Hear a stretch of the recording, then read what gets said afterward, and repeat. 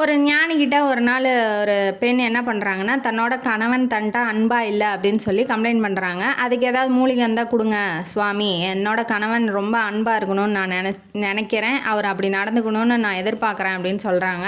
அவருக்கு என்ன சொல்லணுன்னே தெரியல. போயிட்டு வாமா, நாளைக்கு வாமா, நாளான்னைக்கு வாமான்னு அப்படியே ஒரு மாதத்தை தள்ளுறாரு.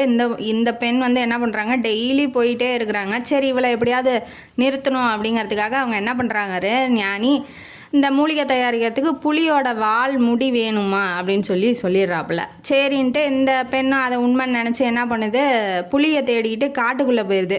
காட்டுக்குள்ளே போனோன்னா புளி இவளை பார்த்தோன்னா உருமுது. திரும்ப பயந்துட்டு ஓடிடுறா. 2வது நாளும் வரா, அதே மாதிரியே உருமுது. டெய்லி போகிறா. ஒரு 10 நாள் தொடர்ந்து 15 நாள் போகவும் அந்த புளிக்கு பார்த்தோன்னா இவ தான் டெய்லி வரால, இவளை பார்த்து உருமி நம்ம ஏன் கஷ்டப்பட்டுக்கணும் அப்படின்னு சொல்லிட்டு அதே பழகிடுச்சு அந்த புளிக்கு அவள் வர்றதை பார்க்குறது. உருமுனதை நிப்பாட்டினோன்னா அந்த பெண் என்ன பண்ணுறேன்னா, கொஞ்சம் கொஞ்சமாக கிட்ட போய் பழக பார்க்குறா. அந்த புளிக்கிட்ட பழக பார்க்குறா. கொஞ்சம் கொஞ்சமாக கிட்ட போகிறா. அப்புறம் அதுக்கு தேவையானது எல்லாத்தையும் பண்ணுறா. அப்புறம் வாலில் கொஞ்சமாக கையை வைக்கிறா. அப்போ ஒன்றும் பண்ணலை. அதுக்கப்புறம் வால் முடியை கொஞ்சம் பிடுங்கி எடுத்துட்டு அப்பா நம்ம ஜெயிச்சிட்டோம் அப்படிங்கிறதுனால இவன் என்ன பண்ணுறான்னா, நேராக ஞானிகிட்ட போய் இந்தாங்க சுவாமி, நீங்கள் கேட்ட புளியோட முடி நான் பிடுங்கிட்டு வந்துட்டேன் அப்படின்னு சொல்கிறா. சரின்ட்டு ஞானி என்ன பண்ணுறாரு, வாங்கி அப்படியே அந்த ஓமகுண்டத்தில் போட்டுறாப்புல. என்ன சுவாமி இப்படி பண்ணிட்டீங்க அப்படின்னு சொல்லி அவள் கேட்குறா. என்னம்மா, இப்போ நீ உன் கணவன்கிட்ட அன்பாக இருக்கிறதுக்கு தயாராக இருக்க, அதாவது அவரும் அன்பாக இருப்பார், நீயும் அன்பாக இருப்ப, எப்படி வாழ்க்கை வாழணும்னு நீ கற்றுக்கிட்ட அப்படின்னு சொல்கிறாங்க.